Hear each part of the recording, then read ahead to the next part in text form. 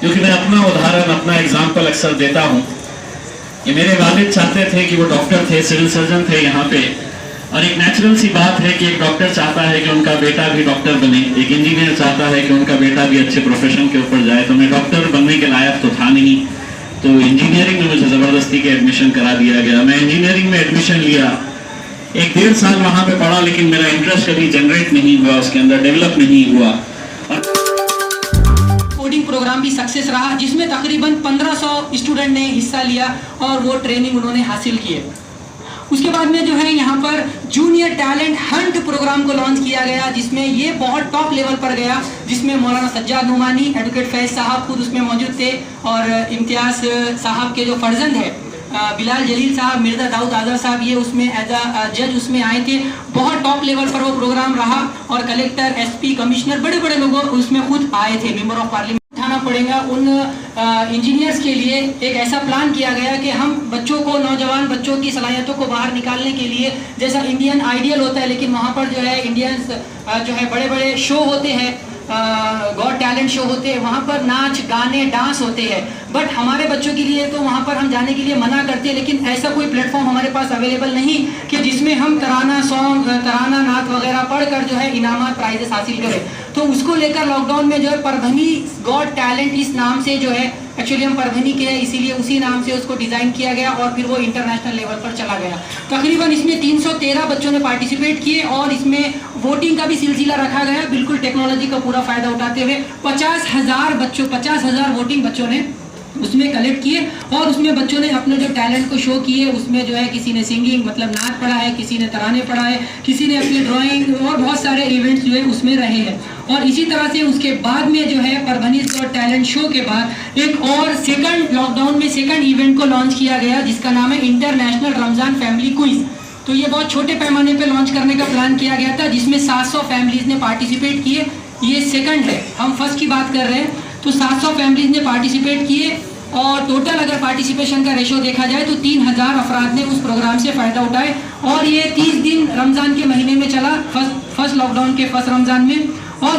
और वो फैमिली भी यहाँ पर मौजूद है। इंशाल्लाह हमारे जो गेस्ट यहाँ पर मौजूद है, उन्हीं के हाथों से वो उम्रा का जो है अवार्ड दिया जाएगा इंशाल्लाह। और उसके बाद में फिर ये पोस्टर के ऊपर आपको तो अवार्ड दिख रहे हैं, कंप्यूटर फ्रीज, इस तरह के बहुत सारे अवार्ड उसमें रखे गए थे।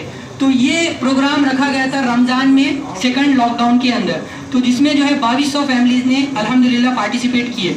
उसके बाद में जो है इंटरनेशनल अंडरस्टैंड अल कुरान फैमिली क्विज, आओ कुरान समझे आसान तरीके से, इसको भी लॉन्च किया गया। 20 दिन के लिए लॉन्च किया गया रमजान फैमिली क्विज। 28 दिन चला, और ये नॉन स्टॉप कंटिन्यू 20 दिन चला, और 20 दिन में हमारी फैमिलीज ने इससे भी प्रोग्राम से काफ़ी फ़ायदा उठाया। और इसमें भी 2200 से भी ज़ायद फैमिलीज ने पार्टिसिपेट किए, हिस्सा लिए अल्हम्दुलिल्लाह। 150 में से 150 में से। और बाकी जो अवार्ड्स हैं वो आप लोगों को पता है, ये तीसरा अवार्ड शो हो रहा है। पहला अवार्ड शो अकोला में हुआ, जहाँ पर फ्रिज और साइकिल, टैबलेट वगैरह के जो 2 कंप्यूटर भी अकोला को ही गए हैं। और इस तरह से परभनी में भी अवार्ड शो हुआ, परभनी में भी कुछ अवार्ड्स गए हैं। और फाइनली यहाँ पर जो है अल्हम्दुलिल्लाह सबसे बड़ा अवार्ड औरंगाबाद को भी आ रहा है, फ्रिज। तो ये बहुत बड़ी बात है अल्हम्दुलिल्लाह। तो इंतज़ार कीजिए, थोड़ा सा आपको इंतज़ार करना पड़ेगा, 1 बाय 1 हम ले लेंगे। सबसे पहले जूनियर टैलेंट हंट के कुछ अवार्ड्स है। बच्चे चाह रहे थे कि वो गेस्ट के हाथों से, क्योंकि वो अवार्ड शो ऑलरेडी ऑनलाइन हो चुका था, बट वो चाह रहे थे कि जो इतने बड़े बड़े गेस्ट आएंगे तो हम उनके हाथ से लेना चाहेंगे, तभी तो उसे अवार्ड कहा जाएगा। तो मैं जनाब शारिक साहब को दावत देता हूँ।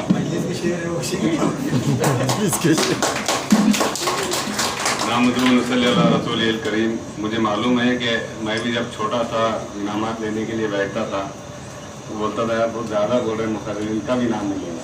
तो जाहिर सी बात है कि बच्चों का भी ख्याल होगा कि उनको इनामात मिले।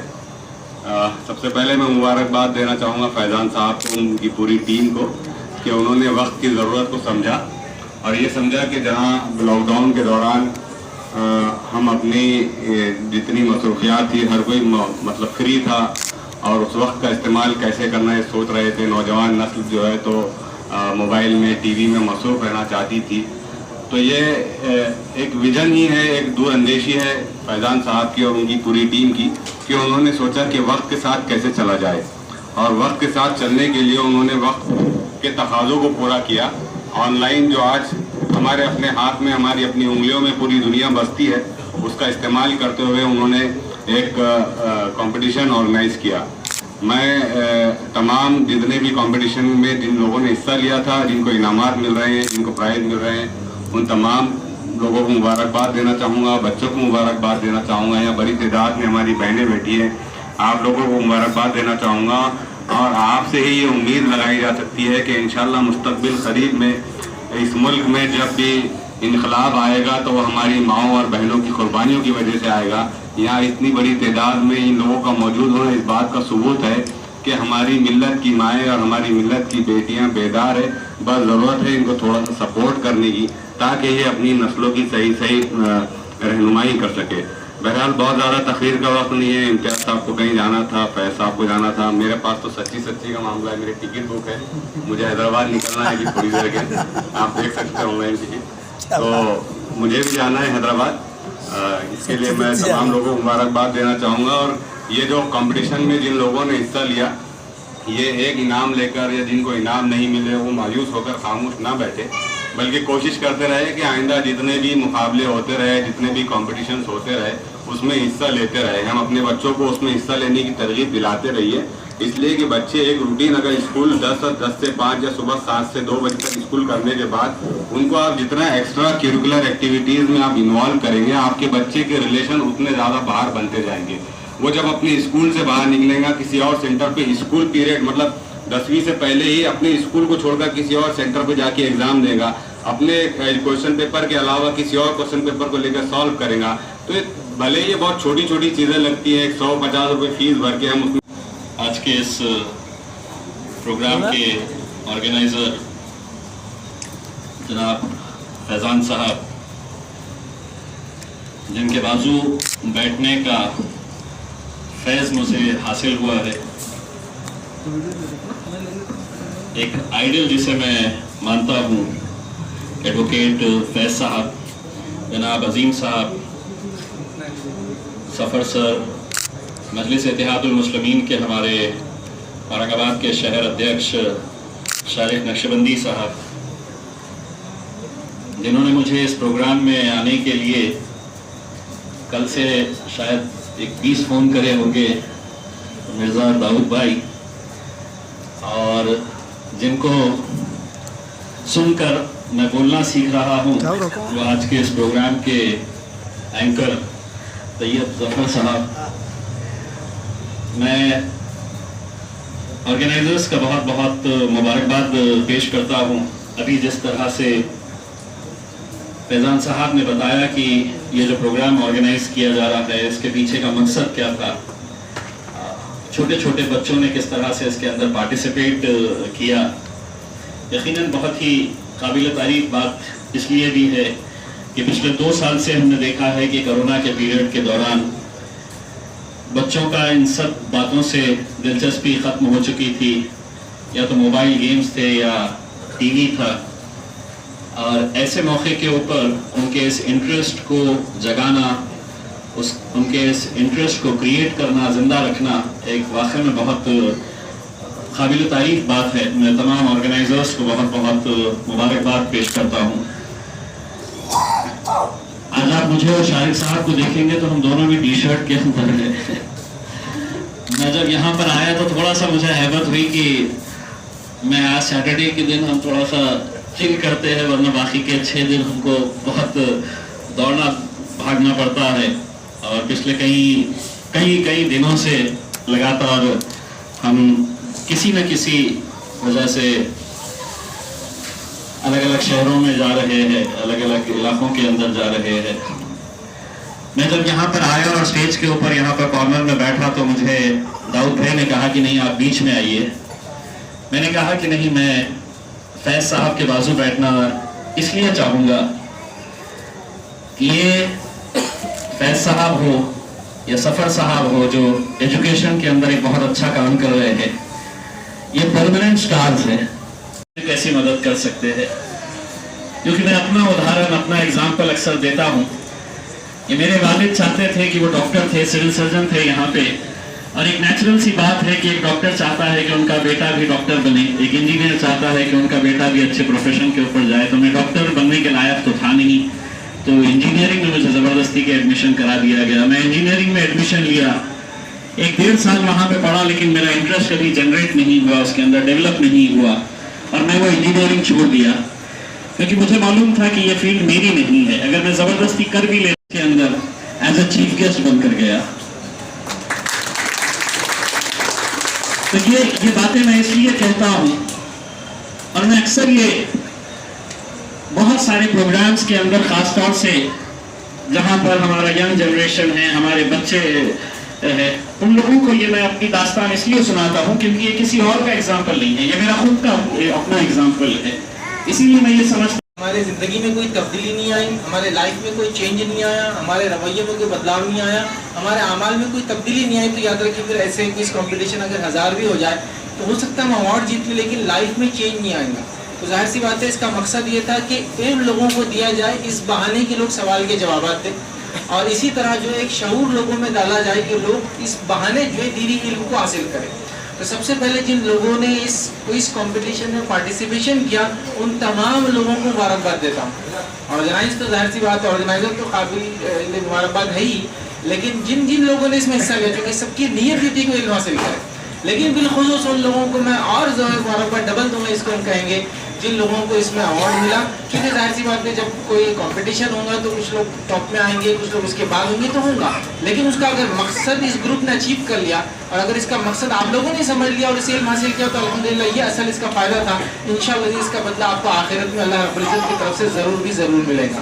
तो सबसे पहले अंडरस्टैंड अल कुरान फैमिली को, जो कि 20 डेज चला अल्हम्दुलिल्लाह, उसके अंदर जो है 51 पोजीशन, ये 51 पोजीशन 2200 में से है, 51 पोजीशन हासिल करने वाले हैं शेख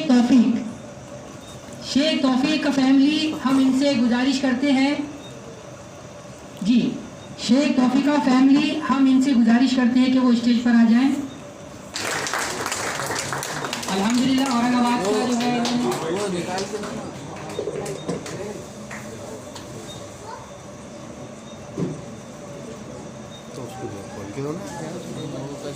इधर देखिए, हाथ लगाओ ना।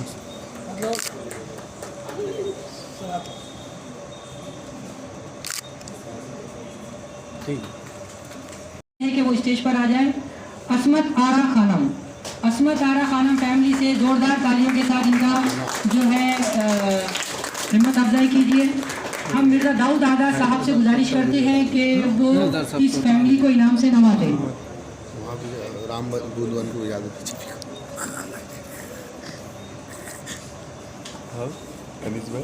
राम बुद्धवन को याद बीजेपी की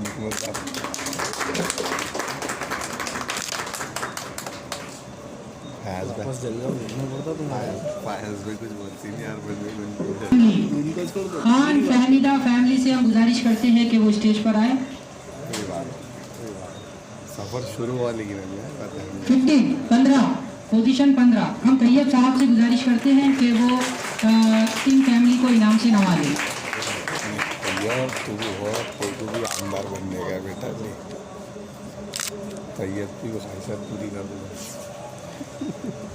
आपकी अगर मेहनत है तो अल्लाह रब्बुल इज़्ज़त आपको ज़रूर जो है उस फ्रिज से मुलाकात कराएंगा, मिलाएंगा, आपके घर पर आप लेकर जा सकते हैं। और अगर आपको नहीं मिला तो फिक्र ना करें, इससे भी अच्छा ठंडा पानी आखिरत में ज़रूर अल्लाह ताला पिलाएंगा, क्योंकि आप लोगों ने मेहनतें बहुत की हैं। चलिए, उसके बाद में जो है रमज़ान फैमिली, जो कि राइट साइड में आपको नज़र आ रहा है, तो हम हमारे तमाम ही गेस्ट से गुजारिश करेंगे कि जो है इस फैमिली को जो है इनाम से नवाजें।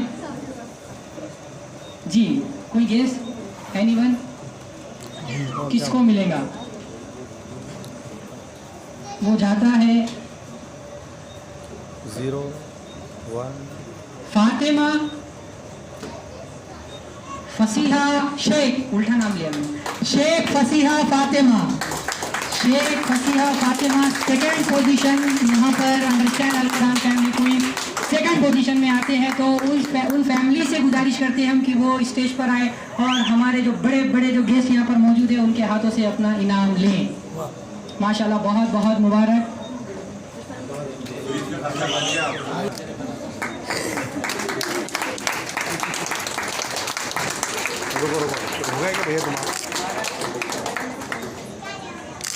रुको एक मिनट, चलो एक मिनट, रुको रुको। निदा तहरीन जिनको फर्स्ट प्राइज मिला है जर्नलिज्म में, निदा तहरीन नक्शबंदी साहब से हम गुजारिश करते हैं कि वो जो है इस बच्ची को इनाम से नवाजें। अरे यार पका मैडम साहब आओ ना।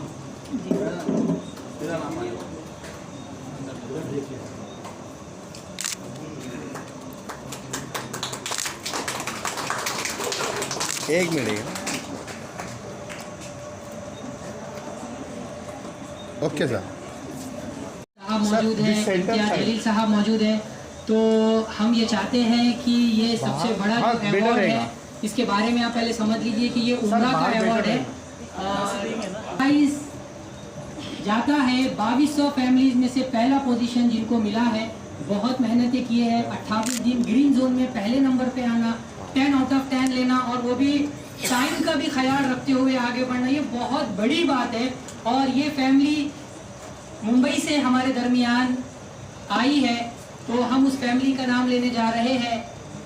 उस फैमिली का नाम है सगरी उज़्मा फैमिली। सगरी उज़्मा फैमिली, हम सगरी उज़्मा फैमिली के फैमिली को दावत देते हैं कि हमारे जो गेस्ट यहाँ पर तमाम जो गेस्ट हैं उनके हाथ जो है ये इनाम ले। माशाल्लाह ज़ोरदार क्लैपिंग जो है उनके लिए। जाओ आइए ना, जाइए। जी बिल्कुल, आप लोग आइए, ये बहुत बड़ा लम्हा है आप लोगों के लिए, इसे मिस ना करें।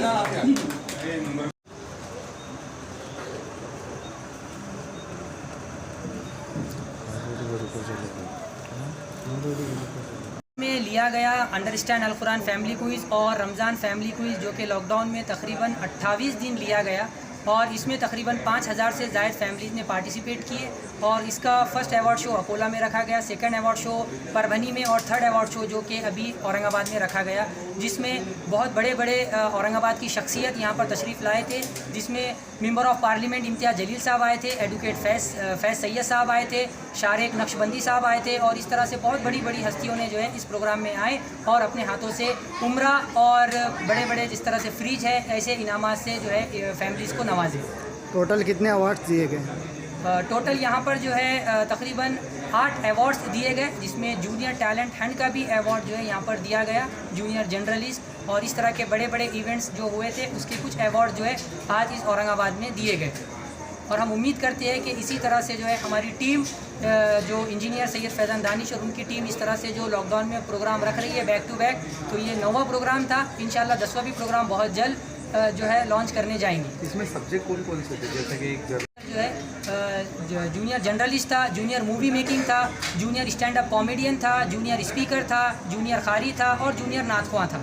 और रमज़ान फैमिली क्विज़ में जो प्रोग्राम हुआ 28 दिन, उसमें मौलाना तारिक जमील, एडवोकेट फैज़ साहब, मौलाना सज्जाद नुमानी साहब, SIO के प्रेसिडेंट सलमान अहमद साहब और हर जमात के प्रेसिडेंट जैसा कि